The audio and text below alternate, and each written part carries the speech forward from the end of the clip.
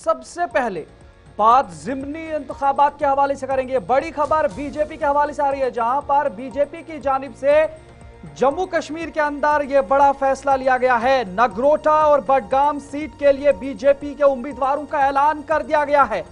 यह बड़ी खबर आपको बता रहे हैं, इस वक्त जम्मू कश्मीर बीजेपी यूनिट की जानिब से एक बड़ा कदम लिया गया है। और बात करें नगरोटा सीट की तो दिव्यानी राणा नगरोटा सीट से भाजपा उम्मीदवार होंगी, ऐलान हो गया है। और आगा सैयद मोहसिन बडगाम सीट से भाजपा उम्मीदवार नामजद किए गए हैं। आपको बता दें, यह बड़ी खबर इस वक्त जम्मू कश्मीर के अंदर, जहां पर ज़िमनी इंतखाबात जो 2 सीटें हैं, उन 2 नशिस्तों पर जब इलेक्शन कमीशन ऑफ इंडिया की जानिब से ऐलान किया गया कि इंतखाबात होंगे और उसके बाद ही जम्मू कश्मीर के अंदर अलग अलग जो तंजीमें हैं, पार्टियां हैं, वो अपने अपने उम्मीदवारों के हवाले से कई इस तरीके की मीटिंग्स, इजलास करते हुए दिखाई दी थी। और अब बाकायदा बीजेपी की जानिब से इस इजलास के अख्ताम के बाद अब 2 नामों को हरी झंडी दिखा दी गई है, और जिसमें नगरोटा सीट से दिव्यानी राणा इंतखाबात में हिस्सा लेंगी और वहीं पर बडगाम सीट से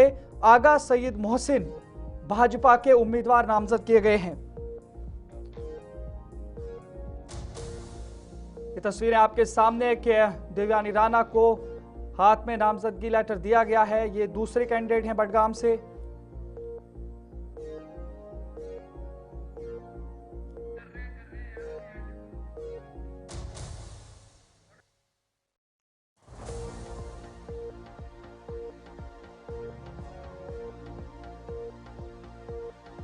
तो नाज़रीन, आप देख रहे हैं कि जिस तरीके से ज़िमनी इंतखाबात के हवाले से जम्मू कश्मीर के अंदर अब भाजपा पर ये नज़रें टिकी हुई थी कि भाजपा किन उम्मीदवारों को मैदान में लाएंगी।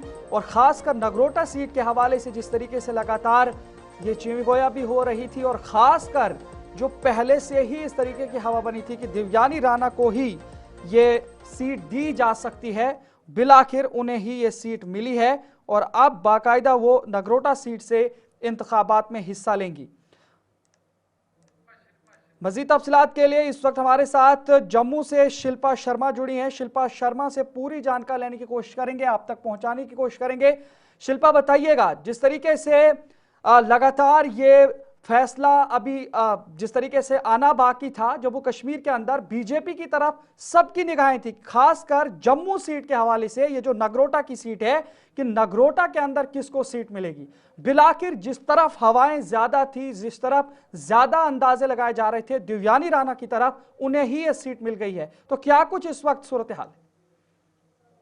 जी बिल्कुल, देखिए जम्मू से नगरोटा सीट की बात करें तो ये बेहद ही अहम और बेहद ही खास सीट थी और हर किसी की निगाहें इस सीट पर थी कि आखिरकार उन 2 नामों में से जो है वो किस नाम को जो है वो भारतीय जनता पार्टी चुनती है। क्योंकि 2 नाम सामने आए थे, स्वर्गीय देवेंद्र राणा की बेटी दिव्यानी राणा और इसी के साथ नंद किशोर। तो अब भारतीय जनता पार्टी के द्वारा दिव्यानी राणा के नाम को जो है वो उनकी घोषणा की है और इस समय हम उन्हीं के घर पर मौजूद है और काफी ज्यादा इस समय जो है वो आप देखिए खुशी यहाँ पर जो है वो मनाई जा रही है। हाथों में लड्डू यहाँ पर लिए जा रहे हैं और लोगों को जो है वो यहाँ पर जो उनके सपोर्टर्स है उन्हें यहाँ पर खिलाए जा रहे हैं, क्योंकि काफी ज्यादा खुशी का माहौल इस समय दिव्यानी राणा के घर पे जो है वो देखने को मिल रहा है। क्योंकि काफी ज्यादा इंतजार था भारतीय जनता पार्टी की नगरोटा सीट, जो कि अहम सीट है और इस सीट को लेकर दिव्यानी राणा को जो है वो चुना जाए।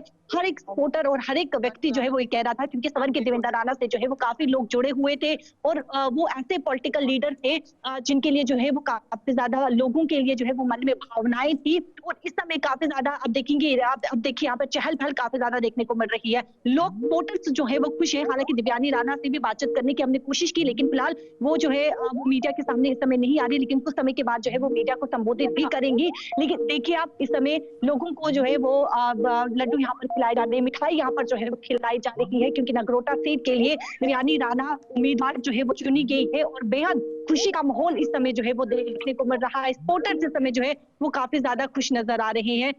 बातचीत करने की कोशिश जरूर करेंगे सपोर्टर से। सर, किस तरीके से देखते हैं, कितनी खुशी हो रही है आपको?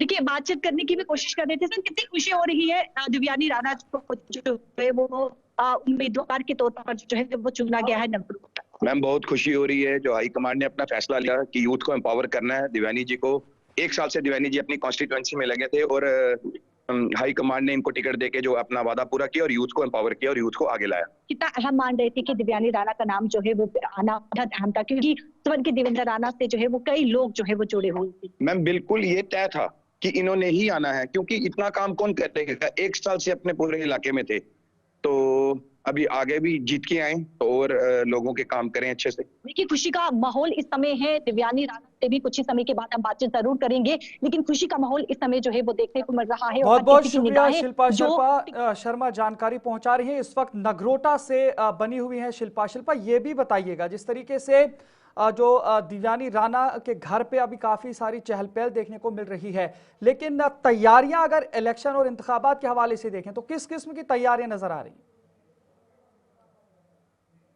के द्वारा जो है वो कमर को कस लिया गया है, क्योंकि भारतीय जनता पार्टी ने नगरोटा बडगाम सीट दोनों उम्मीदवारों के नाम की घोषणा की है।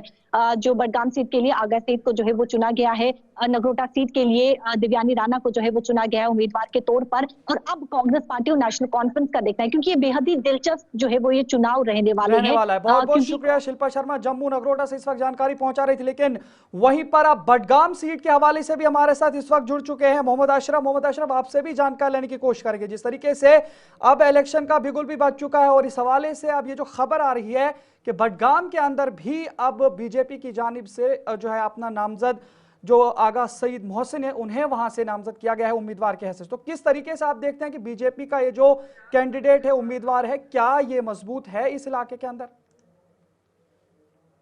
हम आज की बात करें, क्योंकि जब हमने देखा बडगाम के इलेक्शन का ऐलान करते हुए हमने देखा पार्टियों में काफी ज्यादा सरगर्मियां देखने को मिली। वहीं पर आज भी अगर हम देखें बडगाम में कई ऐसे पार्टियां हैं जिन्होंने अपने लीडर्स नामजद नहीं किए, यानी किसी उम्मीदवार का नाम नहीं। वही बीजेपी ने आज बड़ा फैसला किया और बड़ा फैसला यह है कि उन्होंने आगा सईद मोहसिन को जो है बडगाम से मैंडेट दिया। आपको ये बात मैं यहाँ जरूर बताना चाहूंगा कि जो आगा सईद मोहसिन है वो डिस्ट्रिक्ट प्रेसिडेंट रह चुके हैं, वर्किंग कमेटी के मेंबर भी है। और आगा साहब अगर देखे जाए तकरीबन 10-15 साल से वो बीजेपी के साथ लगातार जुड़े हुए हैं और आखिरकार आज जो है बडगाम सीट में पहली बार बीजेपी अपना कैंडिडेट हो रही है। सबसे बड़ा मैं आपको बताना अपडेट दे रहा हूँ कि बडगाम से पहली बार बीजेपी अपना उम्मीदवार खड़ा कर रही है इस वक्त जो इलेक्शन होने वाला है। क्योंकि इससे पहले भी अगर हम देखें इलेक्शन जब हुआ तो उसमें बीजेपी ने अपना उम्मीदवार नहीं उतारा था। और इस वक्त मैं उसी घर में मौजूद हूँ, आगा मोहसिन के घर में, जहां पर इस वक्त खुशी का माहौल है, क्योंकि जैसे ही उसका नाम सामने आया तो यहाँ उसके घर में भी काफी खुशी देखने को मिली।